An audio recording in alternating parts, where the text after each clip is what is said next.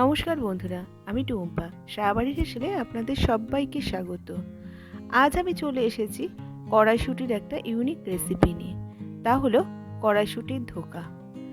এর আগে আমি ছোলার ডালের ধোকার রেসিপি শেয়ার করেছি, যার লিঙ্ক আমি ডেসক্রিপশন বক্সে দিয়ে দেব। আজকে আমি শেয়ার করছি কড়াইশুঁটির ধোকা। তাহলে সময় নষ্ট না করে চলুন ভিডিওটা শুরু করা যাক। ধোকা বানানোর জন্য আমি এখানে 150 গ্রাম ছোলার ডাল নিয়েছি। ছোলার ডালটাকে ধুয়ে 3 ঘন্টার জন্য ভিজিয়ে রেখেছিলাম।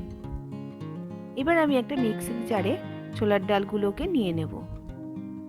জল শুদ্ধ নেব না, জলটা ঝরিয়ে নেব। এবার কিছুটা আদা, 2টো কাঁচা লঙ্কা আর 1 কাপ কড়াইশুঁটি দিয়ে দেবো।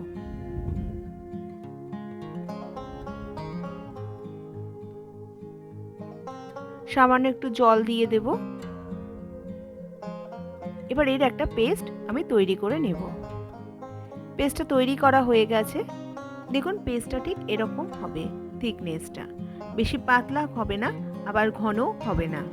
এবার স্বাদ মতো নুন দিয়ে দিলাম, এর মধ্যে 1/2 চামচ হিং দিয়ে দিলাম। এবার সমস্ত কিছুকে ভালো করে মিশিয়ে নিচ্ছি। যদি হিং পছন্দ না করেন হিংটাকে স্কিপ করতে পারেন, কিন্তু নিরামিষ রান্না হিং দিলে স্বাদটা ভালো হয়। এবার কড়াইতে সাদা তেল দিয়ে দিলাম। এবার যে ব্যাটারটা রেখেছিলাম সেই পেস্টের ব্যাটারটা এর মধ্যে দিয়ে দিলাম। বাটি ধোয়া জলও দিয়ে দেবো এর মধ্যে।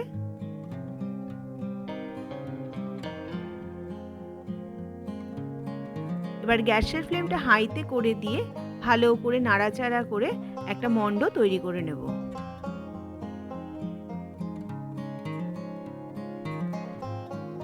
আমার মণ্ডটা তৈরি করা হয়ে গেছে। এই মণ্ডটা তৈরি করতে আমার 5 মিনিট মতো সময় লেগেছে। এবার একটা থালার মধ্যে কিছুটা তেল নিয়ে হাত দিয়ে ভালো করে মাখিয়ে নিচ্ছি। এবার যে মণ্ডটা বানিয়েছিলাম সেই মণ্ডটাই থালার মধ্যে ঢেলে দিলাম। এবার খুন্তির সাহায্যে মণ্ডটাকে সমান করে নিচ্ছি। তারপরে হাত দিয়ে একটু জল দিয়ে দিয়ে ভালো করে চেপে চেপে দিচ্ছি। যেহেতু গরম, বেশি হাত দিয়ে চাপা যাবে না, তাই জন্য একটু জল দিয়ে দিয়ে চেপে দিচ্ছি।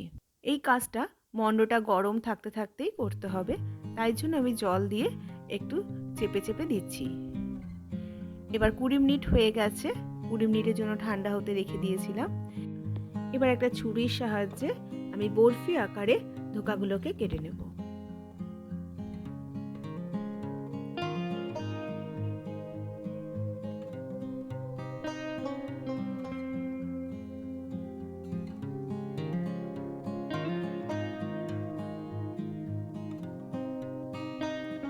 দেখুন আমার ধোকাটা কত সহজেই উঠে আসছে। আমি ঠিক একই রকম ভাবে সমস্ত ধোকাগুলোকে এইভাবে কেটে নেব। কড়াইতে সর্ষের তেল দিয়ে দিয়েছি, সর্ষের তেলটা গরম হয়ে গেছে। এবার সমস্ত ধোকাগুলোকে এইভাবে ভেজে নেব। গ্যাসের ফ্লেমটা মিডিয়াম টু লোতে রেখে ধোকাগুলোকে ভাজতে হবে। ধোকাগুলো ভেজে নেওয়া হয়ে গেছে। এবার ধোকাগুলোকে আমি তুলে নিচ্ছি।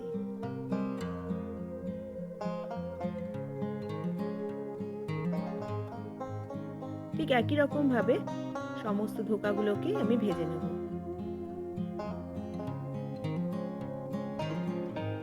এবার একটা মশলা তৈরি করে নেব। একটা ছোট সাইজের টমেটো নিয়েছি, কিছুটা আদা, 3টে কাঁচা লঙ্কা, 1.5 চামচ গোটা ধনে, 1 চামচ গোটা জিরে আর সামান্য একটু জল দিয়ে একটা পেস্ট তৈরি করে নেব। আমি এখানে গোটা মশলা দিয়ে রান্নাটা করছি, আপনারা গুঁড়ো মশলা দিয়েও করতে পারেন। একটা পেস্ট তৈরি করে নিলাম। এবার কড়াইতে আবারও সর্ষের তেল দিয়ে দিলাম। সর্ষের তেলটা গরম হয়ে গেছে। এবার একটা তেজপাতা আর একটা শুকনো লঙ্কা ফোড়নে দিয়ে দিলাম। 1 চামচ গোটা জিরে দিলাম। ফোড়নটাকে একটু 30 থেকে 40 সেকেন্ড আমি প্রথমে ভেজে নেব। 30 সেকেন্ড হয়ে গেছে। এবার যে মশলাটা আমি তৈরি করেছিলাম সেই মশলাটা এর মধ্যে দিয়ে দেব। এবার মিক্সির জার ধোয়া জলটাও দিয়ে দেব। গ্যাসের ফ্লেমটা লোতে করে দিয়ে মশলাটাকে ভালো করে প্রথমে আমি কষিয়ে নেব। মশলাটা কষিয়ে নেওয়া হয়ে গেছে।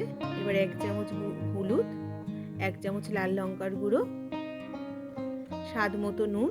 যেহেতু আমি ধোকাতেও নুন দিয়েছি, এখানে নুনটা মাথায় রেখে ব্যবহার করতে হবে।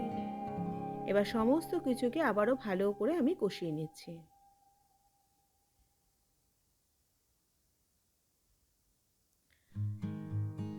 কষিয়ে নেওয়া হয়ে গেছে, মশলা থেকে তেলটাও সেপারেট হতে শুরু করেছে। এবার আমি এর মধ্যে পরিমাণ মতো জল দিয়ে দেবো গ্রেভির জন্য।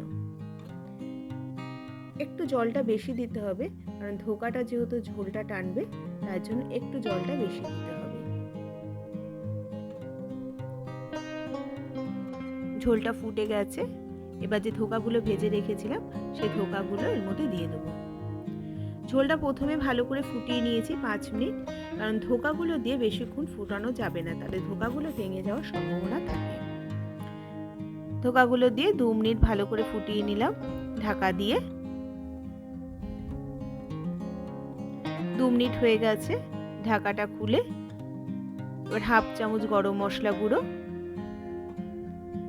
আর 1 চামচ ঘি দিয়ে দিলাম। ঘিটা দিয়ে সমস্ত কিছুকে ভালো করে মিশিয়ে গ্যাসের ফ্লেমটা বন্ধ করে 5 মিনিটের জন্য স্ট্যান্ডিং টাইমে রেখে দেবো। আমার এই রেসিপিটা আপনাদের কেমন লাগলো অবশ্যই কমেন্ট করে জানাবেন। ভালো লাগলে লাইক ও শেয়ার করবেন। আর চ্যানেলে নতুন বন্ধু হলে চ্যানেলটা সাবস্ক্রাইব করার অনুরোধ রইল। পাশে থাকা বেল আইকনটা ক্লিক করে দেবেন। আমি চ্যানেলে নতুন ভিডিও আপলোড করলে সবার আগে নোটিফিকেশন আপনাদের কাছে পৌঁছে যাবে। আজকে এই পর্যন্ত, আবার হাজির হয়ে যাব নতুন কোনো রেসিপি নিয়ে। ভালো থাকবেন, সুস্থ থাকবেন, ধন্যবাদ।